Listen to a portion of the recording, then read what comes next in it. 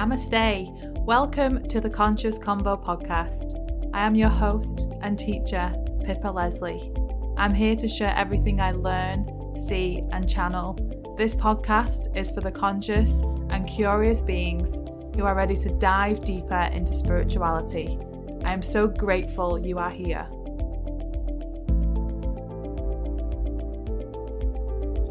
Hey guys, welcome back. So today I'm joined by the lovely Ali. She is a hypnobirthing practitioner. So I'm really excited to talk to her today because, as some of you know, I am now doing hypnosis with my clients and I haven't had children yet. So I know that when I do have my first baby, hypnobirthing is the thing I'm going to go straight to. So chatting to Ali today is not only for my benefit to get to know about hypnobirthing, but it's for yours too. So hi, Ali. Hi, Pippa. Thank you so much for having me today. You're so welcome. I'm so jealous you're in Brisbane right now. It's not as warm and toasty as it usually is, though. Winter. Yeah. Definitely. Yeah, we don't do it very well in Brisbane, do we? Yeah. So with hypnobirthing, how did you get into this and, why hypnobirthing? So hypnobirthing for me, I think, was like a slow kind of progression. Like for me, it makes perfect sense now why I'm here. But if you'd asked me 15 years ago, I don't think this is where I would have thought I would have been. So I've always been like curious and interested. And my lovely mother-in-law, who you and I met through, she always says that I kind of walk this line between being like a bit mainstream, but also a bit woo-woo. And I think that's me kind of to a T. So prior to this, I've always kind of had like an urge or like a need to support people in kind of vulnerable situations. So I've worked in childcare, I've worked with people with disabilities, and then up until recently, I was a clinical nurse. So it's always just been that pull for people who just need that love and need that support and kind of need someone to advocate for them and kind of create the best outcome for them. I'd thought about midwifery like sort of when I was like 18, 19, but I just thought I'm so young. How I don't know how women would respond to a 19-year-old midwife, which I think in hindsight, what I know now and the midwives that I've met, they don't all have children. I think it probably would have been okay, but that wasn't my journey. This was my journey. So I had like this thought in my mind since forever, like since I was a really, really young girl, that I wanted to have a natural birth and I knew I didn't want pain relief. And even as like a 5, 6, 7, 8-year-old, this was like a really firm belief in my mind. And I don't know why, and I don't know where it came from, because I didn't have anyone around me that was sort of putting the energy out. Everyone, my mum had epidurals and like it wasn't a thing in my world, but for me, it was. So when I fell pregnant with my son, I knew that was the sort of birth that I wanted. And my husband was really, really eager for that too. We really shared that value. And the only person I knew who sort of spoke positively about their birth was my sister-in-law. And she suggested I went and did the hypnobirthing course. So I went and did hypnobirthing, and after the first session, I just walked out and I was like, I am in love. Everything about this course is so beautiful and, it's so helpful and I'm learning so much. And I just knew that it was going to really be helpful in my birth, but I knew that I needed to share this with sort of everyone that I could. So we did the course. We had a really beautiful water birth with our son.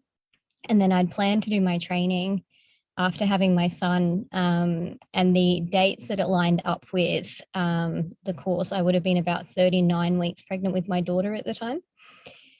So I thought that would be fine, but my husband, kind of being the realist, kind of whispered in my ear, did I really want to be, studying, doing assessments, doing exams while 39 weeks pregnant? And to his credit, it's a good thing I didn't, because we had our daughter at 39 weeks.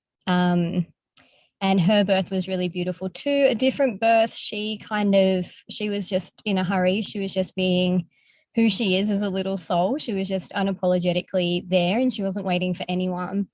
And while that birth was different, I never even made it to the water, it was still like beautiful and it was calm. And like my postpartum experience is such a strong reflection of those births, because I went into it fully trusting myself and my body and feeling calm and feeling like just so much love and so much like so bonded with my children. And so as soon as I was kind of able, the next course became available, I signed up and I did the training. And that's what led me to here. Sounds amazing. And I think it's obviously getting a lot more common now, isn't it, with hypnobirthing? But I think, what does it entail? Do you start at when you first find out you're pregnant? Do you start later on in your pregnancy? How does it work? So the kind of recommended window is sort of between 25 and 35 weeks to do the training, so that it's fresh in your mind for when you're doing your practice. I mean, like if you really wanted to, you could do it earlier. I did with my son because our practitioner was going to be going to Europe. So she wasn't going to be available. I think we did it when I was maybe 19 or 20 weeks. And we still, like, it's definitely still an option. And then, you can do it. If you decided at 39 weeks, hang on a minute, I really want to try this, there's still time. But that ideal window is kind of 25 to 35 weeks. So what kind of things would you do in the training? Is it about your breath? Is it, because that's kind of like, is it something you got to practice every day? Is it, because for me, I'm the same. Like I would love to have a natural birth. I don't want pain relief. I think, I would like gas and air there just in case. But I think because I've never really experienced birth and I've got friends who have, and, I would love a water birth. Now in New Zealand, I'm starting to realize there are birthing centers here. So you can kind of, tailor your birth to how you want it. And, from reading things online and seeing different people's experiences, I'm really spiritual. So I'd want my candles on and my crystals, and I want sage. And, I just think it's a personal experience for you, isn't it? And your baby. So, in the training, what kind of things would they have you doing? So that's amazing that they've got birth centers over there. I think if you are looking for that kind of birth and you can find a birth center near you, absolutely jump on it. And as far as the hypnobirthing, breathwork is a big part of it. And we use it as a tool for calming ourselves down, but then also getting through surges, and then also in the final stages of where you're sort of like pushing baby out. So breathwork is a tool that we utilize and teach, but there's so much more to it. Like I kind of like to think of it as like you're reminding women of the innate wisdom that their body already has inside of it. And then you're either educating or re-educating women about how birth and pregnancy works on like a physiological level, what's actually happening in their body, what's happening with their hormones, and how intervention or, certain pain relief actually interferes with that. And once you interfere with it, that there's kind of a cycle that goes from there. You've kind of gone off the course of what your body knows how to do. So you're kind of more likely to stumble across other issues once you interfere. So it's just educating women about that and about their choices. And like, I think there is like a stigma that hypnobirthing mums have to do it without pain relief. And, they have to do it with the sage and the crystals and everything else. And in my personal preference, that's beautiful and that's amazing, but you don't have to do that to have a really empowering birth. You might want to have, a really empowering cesarean, or you might, for medical reasons, need to be induced, and you can still have a really beautiful birth. There's a quote by Ina May, and she actually says, whenever and however you intend to give birth, your experience will impact your emotions, your mind, your body, and your spirit for the rest of your life. And I think that that's why this is so important, because whether it's a positive or a not positive experience, it will follow you forever, and it will change the way that you think. It will change the way that you look at your body. So the hypnobirthing course, it's basically like empowering you to know more about your body and to get curious and to ask questions and to find the right care provider for you. What's right for you isn't right for me, isn't right for your neighbor, isn't right for my sister. And it's about learning what those choices are and what that means for you. So there's a lot of that in the course. And then, as the name suggests, there's obviously the hypnosis component of it. And the hypnosis is done sort of in a few different ways. There's a few hypnosis tracks for kind of keeping yourself calm. There's hypnosis tracks for kind of getting you through when things are getting a bit more intense. There's hypnosis tracks for helping you kind of progress and dilate. And as far as the work that you need to do yourself at home after the course, it is really recommended that you practice this daily, sort of as often as you can. The more you put into it, the more that you'll get out of it. So that's sort of the hypnobirthing course in a nutshell. Sounds amazing. So obviously you teach this as well, so you kind of help people on the course while they're taking it. Yeah, absolutely. So I teach the course. It goes for 12 hours. So it's quite extensive, but there's nothing in there that I think you can remove because it's all really beneficial. And then after the course, whoever your practitioner is, you sort of have access to them in the lead up to your birth if you have questions or if you need help with like if things sort of aren't going the way that you thought they were going to. Perhaps you've gone from being a really low risk mum to suddenly really high risk and things are just looking a little bit different and you need a little bit more support. Your hypnobirth practitioner will be there to guide you. In the lead up to my son's birth, they were kind of whispering induction in my ear because they kept suggesting he was going to be small. And I pushed back on that because I didn't feel like he was. I'm only a really small person. So I didn't think that the suggestion that I should be having an average size baby was reasonable. But our hypnobirth practitioner came over and she sat with us and she worked out a whole plan for if things were going to go down an induction route. And she checked in with us and, you know, she was really great with sending us resources. So that's what you can expect from your hypnobirth practitioner. Yeah, because anything can change, can't it, as you're going through the different weeks and the trimesters. I think for me, I'm just excited to explore, you know, being pregnant and, you know, I've just become a stepmom because I've just moved here to New Zealand with Chris and, you know, I love caring, you know, I love being the mom. I've always been really maternal. And I remember being a kid, like, as you said, when you were younger, you had that kind of calling that you knew you're going to have, you know, no pain relief and you wanted to have a natural birth. And for me, I just knew I wanted kids and I just wanted to have babies and I wanted to just be the mum.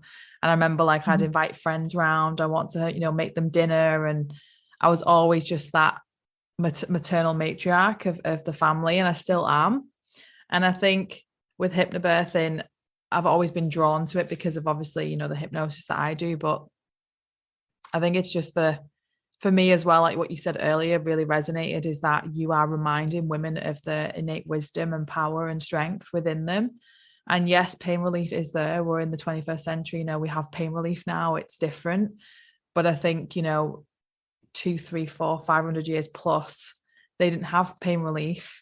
And, you know, they had to do it with their own strength and will and breath. And I think it is, and you probably resonate with this, Ali, is like we have lost a bit of that. We've lost that strength. We've lost that inner power that, you know, we're birthing, you know, these beautiful babies. And I think as well, like for my partner's sake, you know, he's a scientist. So he obviously has a big, you know, he's spiritual and he's got his science side.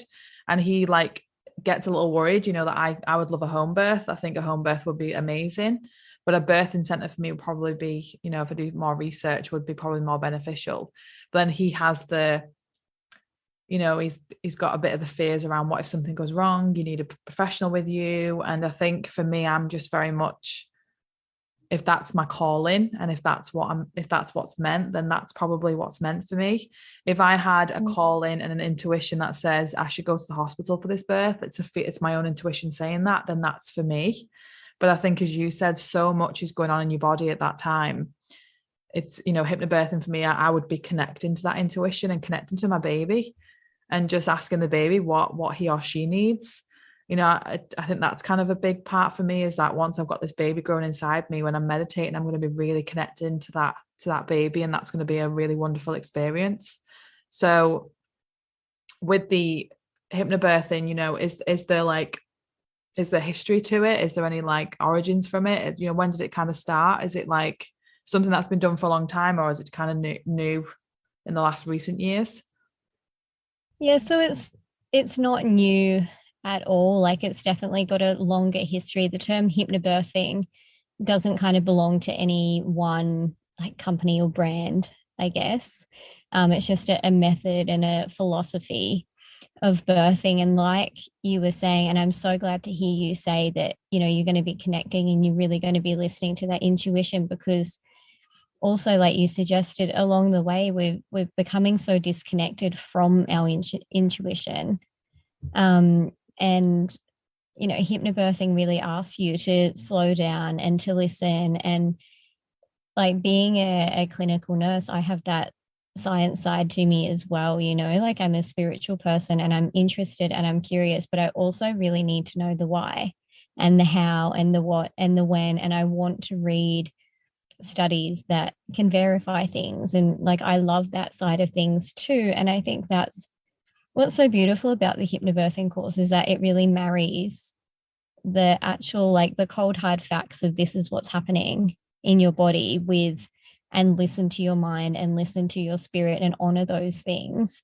And with like the knowledge of both of those and with the honoring of your spirit, you really can create the birth that you were destined for and that our bodies were made for. And another point that I wanted to make in relation to pain relief is that like I'm not special. Like there is nothing special about me or about my body that meant that I could do it without pain relief and that you can't.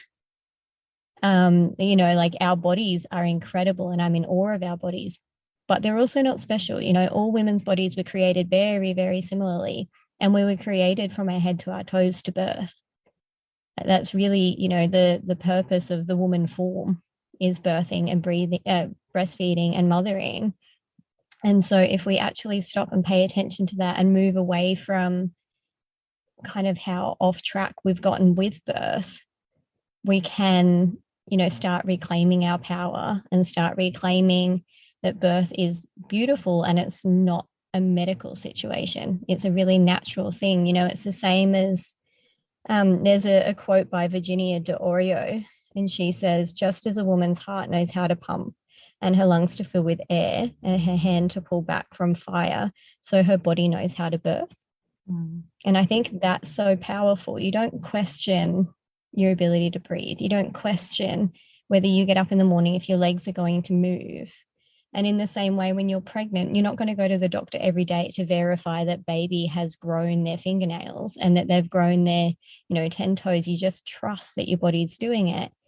But somehow we've gotten to a point where we trust in our body to do everything until we get to birth. And then we throw our hands up and say, I couldn't possibly do this without a doctor. And while, you know, doctors are incredible and they are so helpful when we need them, but in a healthy birth that's going well, there isn't actually any need for a doctor. I mean, I personally would want one near-ish for if I needed them, but they don't need to be in the room. And in a perfect world, in a perfect birth, you actually won't really even see your doctor. Yeah. I love when you said about in the, you know, in the womb, the baby's fingernails are growing. And that's something that Wayne Dyer talks about. He says, you know, this energy and this intelligence that is growing your fingernails that you can't see, you can't touch it. And it's always doing it, you know, it's growing your hair. It's, I just think it's just that, it's so magical. And I think, you know, I think, like you said, we've just gone into this like fast paced world right now where, like, you know, for me, I want to enjoy every single day of pregnancy. A few of my friends who've had babies, you know, they said it just went by so fast. And I think a lot of women too, you know, find pregnancy sometimes hard because of the sickness and the nausea and, you know, different things that they're going through. But I think that again is part of your body. It's your body's changing. And I think, you know, it's, even though it can be difficult and, you know, different symptoms will come up and your cravings and things, it's actually going inside and intuitively and say, why do I have that craving? Is it because the baby's got, you know, this mineral deficiency? You know, whatever it is, you can just go, there's layers of it and layers of it. You know, the cravings are coming from the baby, That might be because it needs something, it needs a boost of something. I don't know all those things, but you do. You do, and your baby does. And, from like listening to my spiritual teachers, babies are the most purest energy, especially when they're born. And I love when Wayne Dyer talks about, those 9 months that you're growing in your mum's tummy, you have nothing to worry about. Everything is sorted for you. And then we come out, and then the parents say, thanks God, now I'm going to take over, and then you forget that actually it's the same for life as well. Those 9 months that you're in your mum's tummy, everything was already made for you. And it's the same for life. It's the same till the day you die. It's everything's meant for you. And that kind of on a tangent goes into like, fate and destiny and the things that you want to manifest into your life, they're on the way to you. So I know that whatever birth I'm supposed to have, it was meant for me. And I know that I do have friends that have had really difficult births and lost blood, and they couldn't have more children after that. But, I say to them, that's meant for you, and honor that, honor that that's your path. And that's where I'm at right now. I'm happy to have, 2, 3 children, but if I'm only meant to have one, I'm so happy with that. So I think it is about, like you said, I mentioned earlier about the fast pace. Like we've just gone into this fast paced society now where everything's like hurry, hurry, hurry, rush, rush. But like you said, just slowing down, stepping away from the masculine a little bit and stepping into the feminine, and just how can I be? My partner is a reproduction expert. So his PhD is in horses and reproduction. So he obviously studied all mammals. So he knows exactly what's going on in my body when I'll be pregnant. So he's like, 9 months, you just do nothing, just chill. Because his speciality was stress in pregnancy. How stress was really damaging for the baby, more so than food and alcohol and cigarettes, things like that. Stress is probably the silent one. And so he's like, no stress, you just sit, do nothing, and I think I'm really going to honor that part of me just being. And I know I'm going to just want to just read books and watch films and, on pregnancies and birthing. And that's what I'm excited about, because I'm kind of prepping myself right now, because I know I'm going to be pregnant in the next 2 years. So that leads me on to a question of, as hypnobirthing is a course you do when you're pregnant, is there anything you can do prior to getting pregnant? Because I know, like for me, I have done womb healing, and other things that can help me with getting pregnant, obviously. But for women who are like not pregnant yet and they're kind of really like interested in it, is there anything that they can do prior to that? I would say a really great place to start, and you sort of mentioned it when you were talking about your partner, is the understanding of your cycle and tuning into what's happening in your cycle and how it makes you feel and what your response really should be to that. Like, are you feeling energized? Then like go for a walk and enjoy the outdoors. But if you feel like you just want to curl up in a ball, do that too, because that's what your body's asking you to do. So I think that's a really helpful practice to get into prior to falling pregnant, because like you mentioned, people have sickness, and like I really believe that if someone gets hit by morning sickness, and I was one of them, that it is a wake-up call to slow down, because when you are that sick, you really can't do much else. And if I hadn't have been sick, there's no way I would have slowed down like I did. And so now when I reflect, I go, well, that's obviously what my babies both needed. And that's obviously what my body needed. And so I'm sure it gave me a few whispers and I didn't listen. And so then I got struck with a lot of morning sickness and I didn't have a choice but to listen. So I think tuning into your body is really helpful. And the other thing which we use really heavily in hypnobirthing, which I think is helpful in preconception, is affirmations. And, really writing out. And I love the way that you say, I know I'm going to be pregnant in the next 2 years. Like there is no doubt, like you're not letting the universe even question whether that's happening for you. Like that is happening for you. And that's a really powerful tool for your pregnancy. And also we use it in labor. So if you can get into that habit before, it's only going to do wonderful things for you. just thinking like, my body is fertile, my womb is the perfect environment for my baby, those sorts of things where you're just telling your body, this is what's happening. And I know that you are the perfect body for me and the perfect body for my baby. And, pregnancy will happen when it's meant to happen for me. And, the pregnancy will be a viable pregnancy and it will be a healthy pregnancy. And then I think, kind of the stock standard response to that, which I think people really need to like listen to, is to start paying attention to what you're consuming. So I mean like, food, drink, but also what you're listening to, what you're reading, what you're seeing on social media. Like really tune into what it is that you're taking in. Have you somehow ended up following an account that's all about pregnancy loss? You probably don't want to be looking at that. Or are you following a heap of accounts that are about IVF and, that's not a route that you want to go down?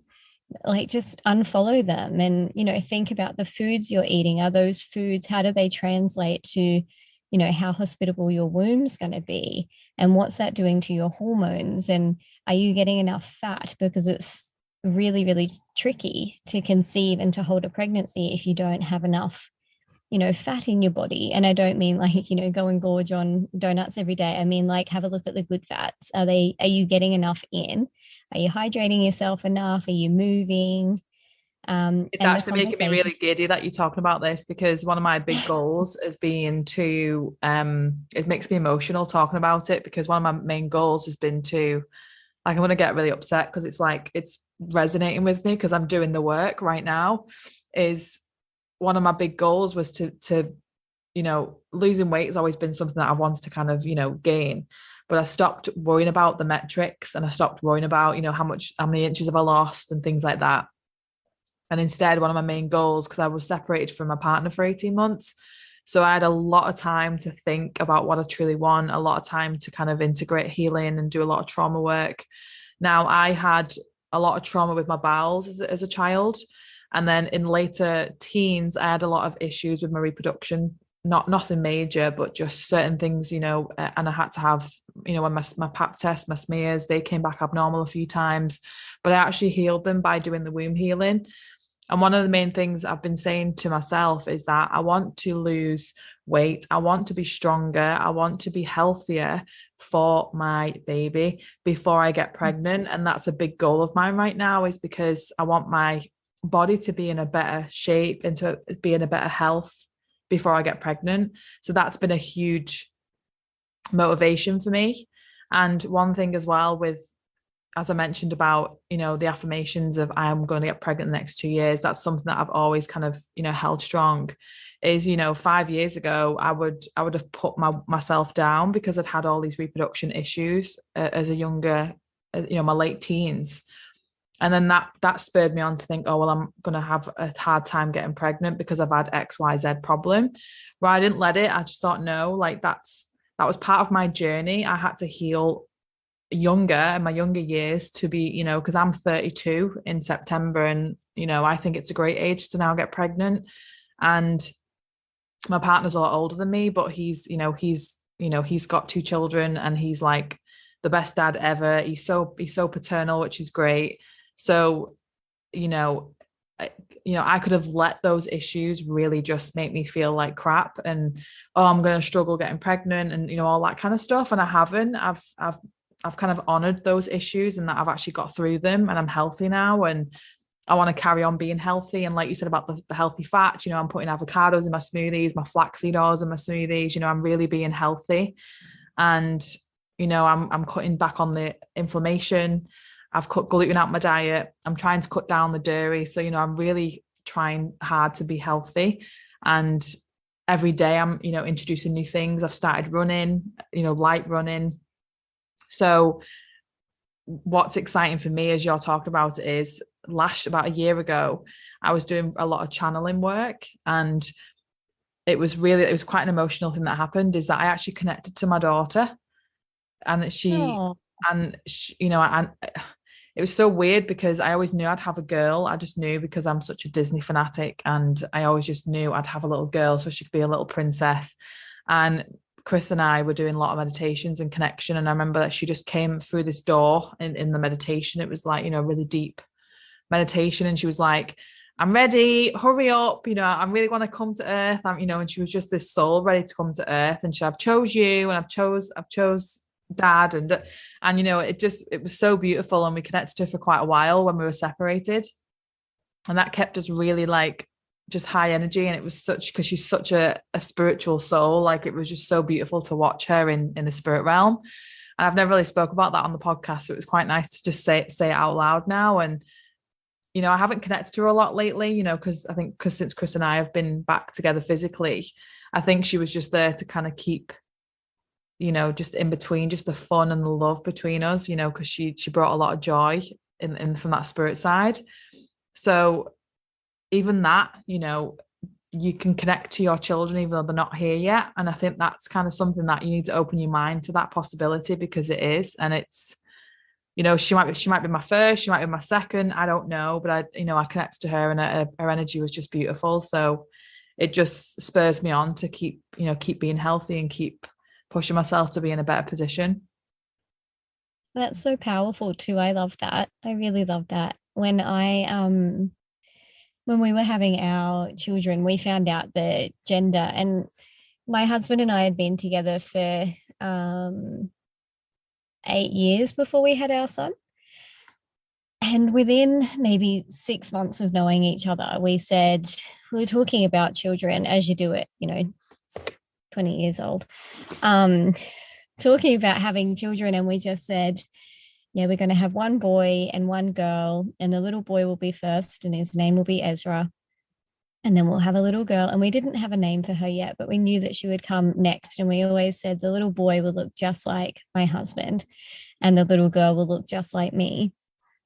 And in birth and in pregnancy, it was so powerful to use their names and to really connect to them, like to replace the word baby in affirmations with his name and with her name.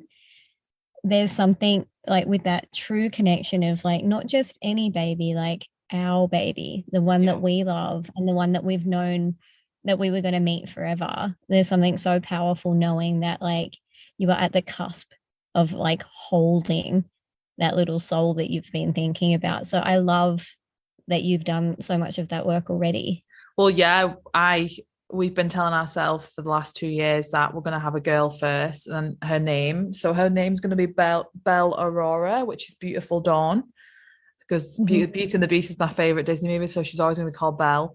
So Belle Aurora. And then I connected to this, but I think we're going to have twins for the second, because Chris has triplets in his family, and there's just something about, I don't know what it is, but there's just something about having a boy and a girl. And I've picked their names, and we've started to connect to those before. They're not as strong as Belle, but when you think about it, like, they're actually not here in the physical form, but that's the same as when someone leaves this earth, when they've died, their soul goes back to where the babies are, so it's that constant cycle. And I think people just forget that, even though, we want to connect with people who we've lost in a sense physically, they're never lost. You just can't physically see them. We have this huge attachment to physical things, and we have to let go of it's so hard because we're having this human experience, and we love the physical, we love kissing our partners, we love hugging our children, and it's knowing that your children were somewhere before they came through you, and they're in that source energy, and you have the power. All of you listening have the power to connect to that intuitively. So if you want to have children, just start to meditate and get quiet and ask your spirit babies to come in and talk to you and give you information, because Belle would give us so much information of what she's going to like, what she's going to be like. She's going to be a little diva, a little sassy diva, and she's going to be like so spiritual. She's going to love Disney because, like you said, I'm saying her name. I'm saying what she's going to be like. I'm saying she's going to love this, and she's going to love horses like her dad. And it's so exciting, because you are manifesting your baby, and that's you can manifest money, wealth, partners. You can manifest anything you want into your life, and that includes babies. That includes, an extension of you. So, don't limit yourself to what you can manifest and the things you truly desire, because, Chris always says, he looks at his two boys, he's like, they're my DNA, they're a part of me. And it's, I can just imagine how that feels. And watching my sister give birth too, I didn't watch her give birth, but I was with her when she started getting the contractions, and she gave birth last February. So COVID was still quite, heated then. So it was, she couldn't have people in the hospital with her. Her birth was okay. She did really well. She just had gas in her, and really proud of her. And I remember her waking me up, and she's getting contractions, and just being able to sit with her. I was sat on the toilet while she was over the sink, and she had this app that was doing the breathing in and out. And she said the breath helped her through the whole thing. And it was really nice to be able to watch my sister do that, even though she's not really spiritual. She did the breath work, and her coming home with my little niece was just, watching that was so magical. So I got hands-on experience too, which is great. So, when I have my babies, it's going to be really special. And I've always known that. I've always known I'll have just a little girl of my own. So very exciting. It is very exciting. Do you think you'll have more children? Unless we are definitely really, really meant to. My husband's had a vasectomy, so okay. It would take a pretty powerful little soul to make it here. Yeah. That's quite interesting.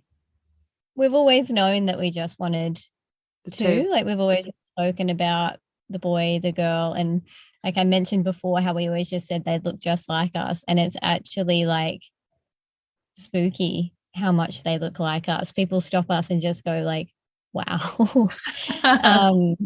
Like family on my side who were obviously around when I was a baby, look at my daughter and they're just like, honestly, it's like watching you playing. So it's just amazing. Like like you said, when you tune in, back then I wasn't really, a particularly spiritual person, but I think back then we kind of you think that these ideas are just coming to you, but when you actually reflect on it, you go, there was so much more to that. Like, we were actually being given this information, we're being shown this information, like there's so many variations of what, whether you have a boy and a girl, or a girl and a girl, or a boy and a boy, and ages and how they're going to look. There's so many variations that I find it hard to believe that we would have exactly what we spoke about by pure chance. You manifested it. That's how powerful it is. Mm-hmm. It's just so magical. I think I get excited because I'm so different to what I was 10 years ago, and I think I've got so much wisdom and knowledge to share with my children. I do with my stepchildren as much as I can. They're 11 and 7. I do try and help them to connect to kindness and their emotions and things like that. And I think once I find out I'm pregnant, I'm going to be just like diving straight into all the books that people have recommended. There is one lady that I follow, you probably know her because she's Australian, Teresa Palmer. She's like I just love her so much as an actress. She's in one of my favorite series, Discovery of Witches. Like, I love her in that, and she's got 4 children, and she's just such a beautiful mother. And I think all the books she's co-written with her friends, and all that, she's just for me, she's like the perfect mom, even though there's no such thing. She's like an inspirational mom for me, and I just want to be like her. And that, I'd love to connect. I'm trying to manifest something like connecting with her one day, or speaking to her on the podcast one day, because she really is one of my really spiritual inspirations for motherhood. And my partner knows that. I know she's Australian. So Teresa Palmer, I'm calling you in to to help me with pregnancy at some point. But yeah, she really does inspire me, especially the one thing I will do is buy her book. But I think she was into hypnobirthing as well. I have to kind of read more of her story, but I think that's a good thing, isn't it? It's finding people who inspire you, like you said, and follow the pages that are quite, negative. It's the same with anything in life. I follow her because I see a newest little baby, and she's just the image of her, and she's so cute. And I just think that makes me so excited to have babies. So, I get married at the end of the year. So we're waiting until after that just to enjoy my wedding night and my wedding day and not have to worry about not getting into my wedding dress. So it's just all exciting for me. And I think when I connect to that, in the next 2 years, I'm going to become a mom. It actually makes me emotional saying it out loud, because I don't say it out loud enough. And it is like, it's so powerful finding those, people, whether they're people friends or family or people you don't know, but finding those people and really kind of immersing yourself in that and finding books and just immersing yourself in those books. And, like, although, with my second, with my daughter, I had a toddler to look after as well. And, you ask any mum if they've got enough time in the day, and the answer is always no. But being pregnant whilst looking after him, I always had time to read the books I wanted to read, because like you couldn't pull me away from them, because it was so important to me and it felt like the right place for me to be. And I just wanted to know as much as I could, and I wanted to read, there's so many good books out there that have really positive birth stories in them, and if you can flood your mind with that, you change the way that your brain, like the literal anatomy of your brain, changes when you think about birth. In our culture, birth is viewed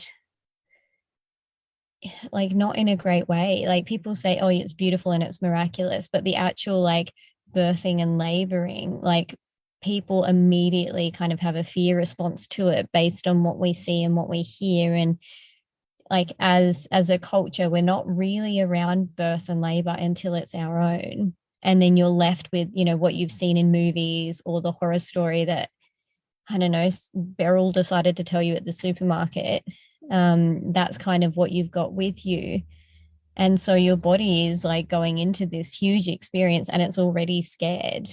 So I don't know how women expect to have a really positive outcome and for, to avoid things like birth trauma for themselves and their babies when they're going into something only filled with fear and not having knowledge and kind of giving their power away to whoever's in the room. Because although, the doctors and the midwives will do, quote unquote, the best thing, what's the best thing in their mind might not be the best thing for you and for your baby. And you will know that.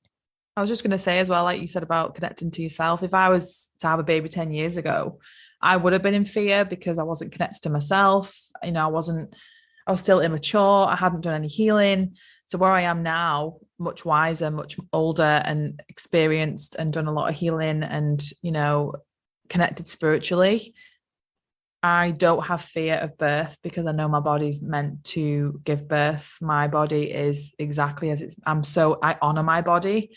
And, I did a lot of self-love a couple of years ago, and there are days where, I do feel a little crappy when I'm due on my period, or, we all have those days. And I just think, okay, my body just wants to just curl up in a ball, as you said. And I honor whatever day that is. And as you mentioned about connecting to your cycle, I am very connected to my cycle. So I'm not on contraception. I haven't been for about 3 years. And I was on contraception since I was 12.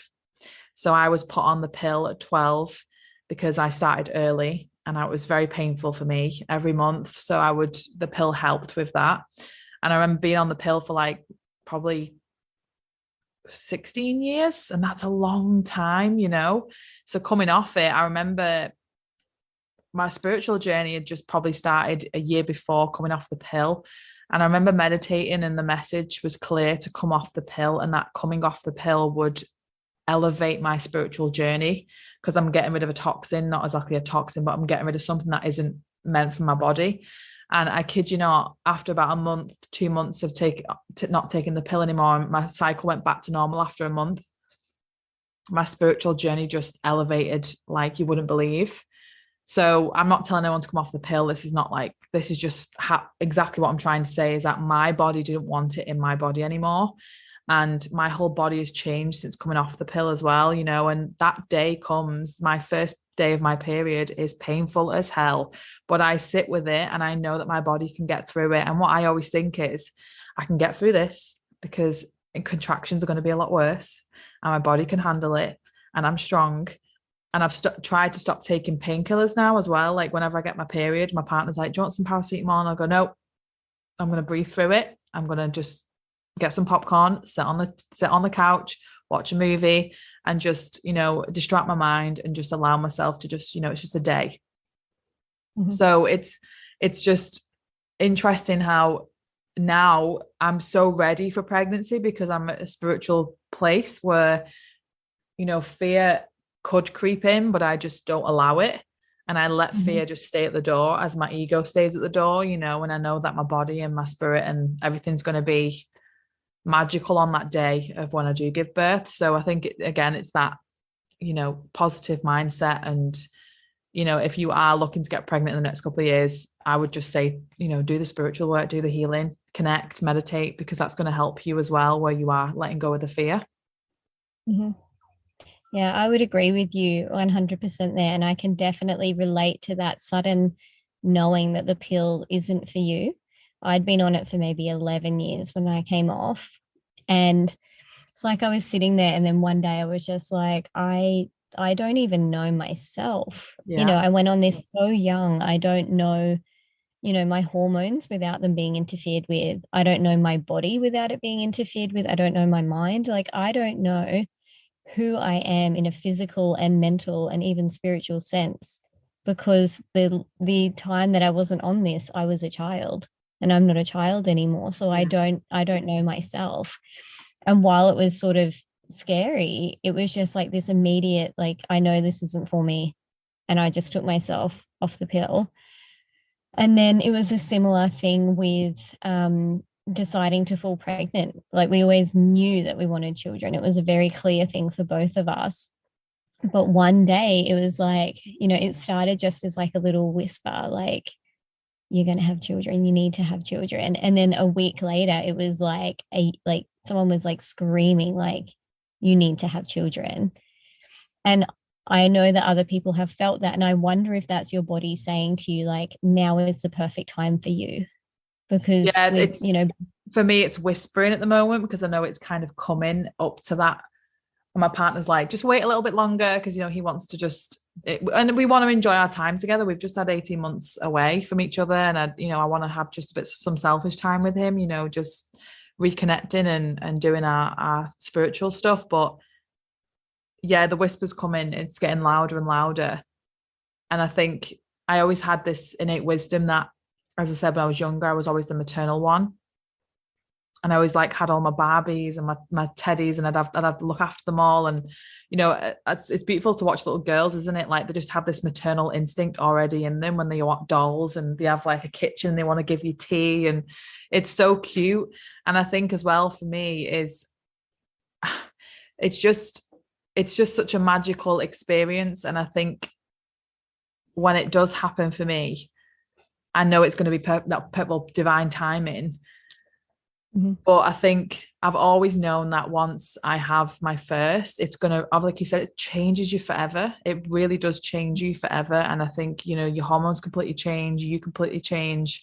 And I know that when I become, I'm a stepmom, but when I can become a mother to my own children, I just think it's going to excel my life in different areas. I may get into hypnobirthing because I do hypnosis. I don't know, but I've always had this call into once I've had a baby, I think I'm going to help women, connect to that. Your body is powerful. You can do this in the womb, and, kind of things like that. So I'm excited to see where motherhood takes me. Yeah, it's so true that it's so transformational. Like, I heard a quote once, and I can't think of it kind of word for word, but it sort of says, in labor, mothers kind of leave this earth and they go to collect the souls of their children. And I've always just thought, like, what a beautiful way to see it, that you leave yourself, you go and collect your children, and you safely bring them back kind of to this earth together.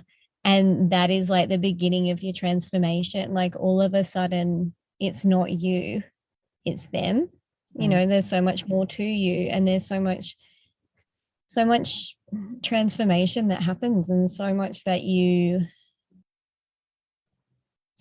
thought mattered that doesn't matter, and so much that you didn't think mattered does matter. Like, it's such a pivotal moment for women. And that kind of brings me back to the hypnobirthing is, do you want to start this journey, this pivotal journey for you and your baby from a place of trauma? Yeah. That's, if you just kind of go, oh, I don't want to be difficult, the hospital knows what they're doing, the midwives know what they're doing, you kind of put your hands up in the air and say, I trust the system. That's all well and good, but you're also putting your hands up and saying, I give away my power and I don't care how my journey begins.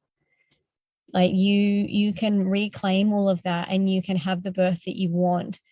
And if you're careful in your care providers, there will be no pushback. They will be right there beside you, making that happen for you. Like I think about the birth of our daughter, which was just super speedy from start to finish. She was an hour and 42 minutes. Wow. And yeah, I hadn't even kind of connected that like it was really happening. I could feel what was happening in my body and I knew what was happening, but like the mental, like, logical mind was saying it's only been an hour and 40 minutes. I don't think, you're going to birth your daughter. But having the care providers that we did, our midwife was working so hard to try and fill the birth pool. It's like she was willing the water to come out of the tap quicker than it possibly could because she knew that that was something that we really valued. And it just shows that with the right people, they will do everything they can to give you that birth. And while we birthed in a hospital, there is nothing that I would change about it. Like they were hands off, even in the birth of my son, they were hands off. And, we had our babies and then we spent, as much time as we wanted just cuddling them. And everything was, from the food that we ate to like the lighting in the room, the essential oils that we had, the way people were speaking, it was everything that we wanted because we made our intention clear. Yeah. Like there was no confusion for a single soul that entered that room for the type of birth that we were after and the type of people that we were. And I think that's what you need to do at the beginning of your pregnancy journey. I had someone really, really early into their pregnancy journey.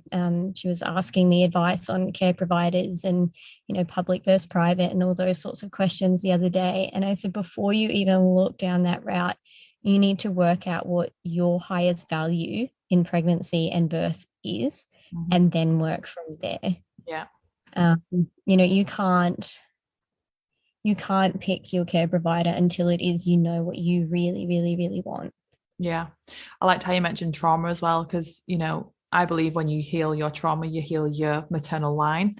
Because since I did my trauma healing, I felt me and my mum were close, but I felt the closeness even more. And I think my mum became more curious of what I do because they respect what I do. They're not spiritual, but my mum, I know for a fact my mum is intuitive.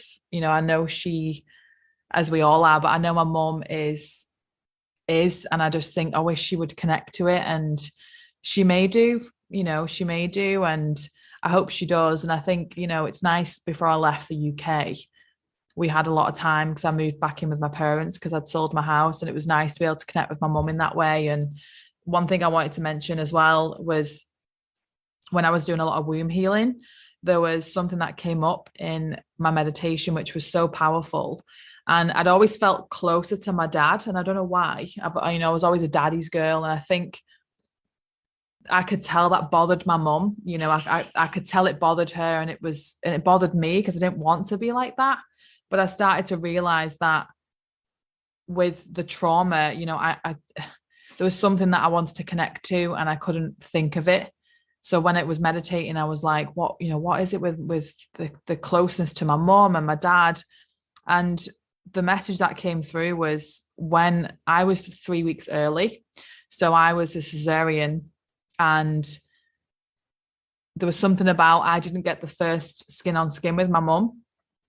What happened was I'd been passed to my dad straight away, and my mum didn't get me straight away. So I think that's why I had that connection with my dad.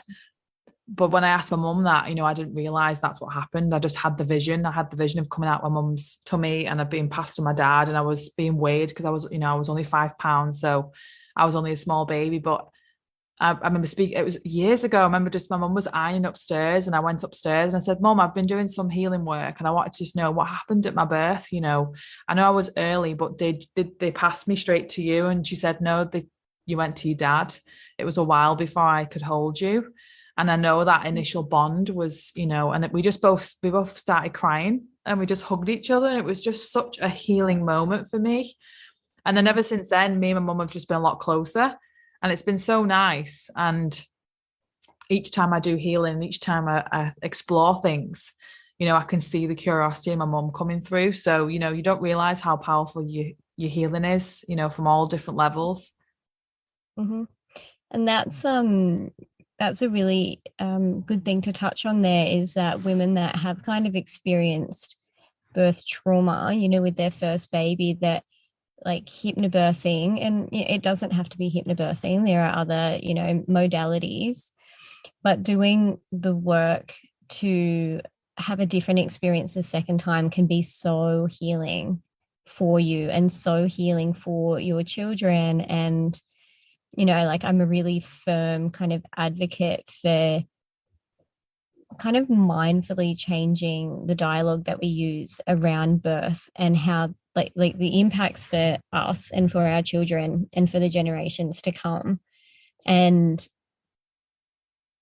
just like what a beautiful gift to leave behind is to change the narrative for our family in the way that birth is viewed. Like I want my daughter to be like so excited over the thought of giving birth and to feel, like she's really honoring her body and to be one with her body and not feel like she has to fight it. And then, for my son, if he chooses to marry a female and they choose to have children, I want him to just like kind of be like the ultimate birth partner, like to really like honor his wife's body and to just, like know how to make her feel safe in what's happening. And like birth is obviously going to be a big dialogue in our house. And I love that. And I love what that means for my children and, even what they can impart onto their friends and just how different we can make this. It's so beautiful. So the last two questions I want to ask you have nothing to do with hypnobirthing, have nothing to do with what we've been talking about. But as I mentioned on my previous episodes, I just like asking them because it's nice to see what your answer would be. And it just shows how unique we are and what we have to offer and how we are, we all have different purposes. We all have different things to help the planet with. So the first question, and you can pause and think about it because I know it's such a hard question. If you had a magic wand, how would you use it to save our planet? So I think I would use my magic wand to sprinkle a bit of kindness on everyone. Like it probably seems like a bit of a shallow answer, but I think from the moment we exist to the moment, we leave this earth, if everything was done by everyone with kindness, we would see a completely different world. Yeah, I like that answer. It's like, I can imagine like just fairy dust coming down everybody and just, it'd be so nice. Cause I think that's what's like, needed is.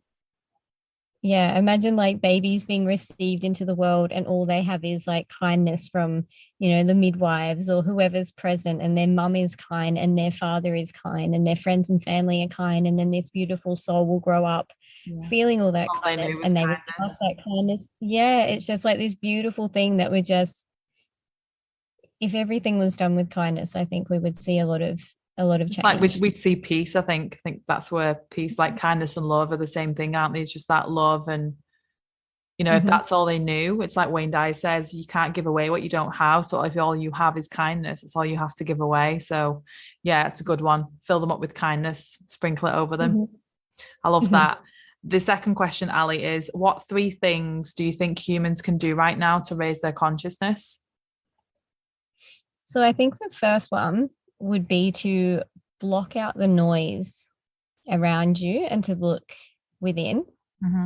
I think that would be the first one. The second one would probably be to get curious. So to not just accept the information that's being given to us, or not just accept what we see, but to kind of ask questions and see where the information's coming from. And then it kind of ties into my third one, which would be for people to reflect on their own responses and to see, like, why and how did I respond the way that I did?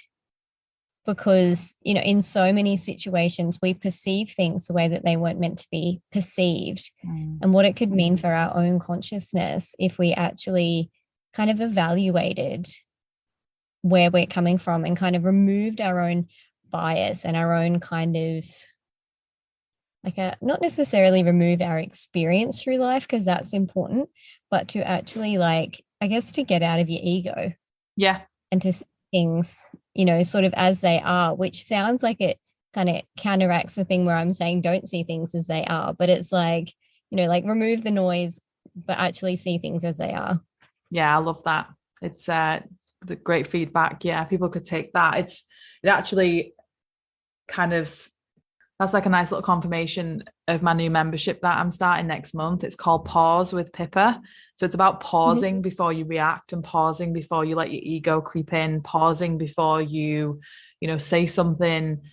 So I think people, pausing in all areas of your life can really just make such a difference, because we can react so quickly with things. And I think it's about that changing from reacting to responding. And I think pausing helps you to respond more gracefully and kindly. So that's a nice little confirmation that I think the membership's going to be amazing for people. So I love chatting to you. I had no idea what we were going to talk about. I just kind of wanted to know about hypnobirthing, and it's actually made me so excited to, God, when Chris comes home, he's going to be like, okay, I can tell you've been talking about pregnancy. And so, yeah, it's given me a lot of light. I'm very, very excited for my journey, and I'm definitely going to be reaching out to you when I'm pregnant. So yeah, that's just amazing. And thank you so much for your knowledge and what you do. Thank you so much for having me. I've absolutely loved talking to you. Thanks so much, Ali. What I'm going to do is put all your notes on links in the show notes. So I will, anything that you want me to add on there, I can just put in. But anyone who's listening, you want to reach out to Ali, just find her on, what's your Instagram handle, Ali? It's Hypnobirthing with Ali. Cool. And yeah, I'll put that in the show notes as well. So I hope you've enjoyed it, guys. I've loved it every single minute, and I can't wait for you to listen. If you did enjoy it, please leave a 5-star review and share it with your friends. If you got any friends who are pregnant or friends who want to get pregnant, just share this episode with them. And I hope you have a magical day wherever you are. Thanks, guys.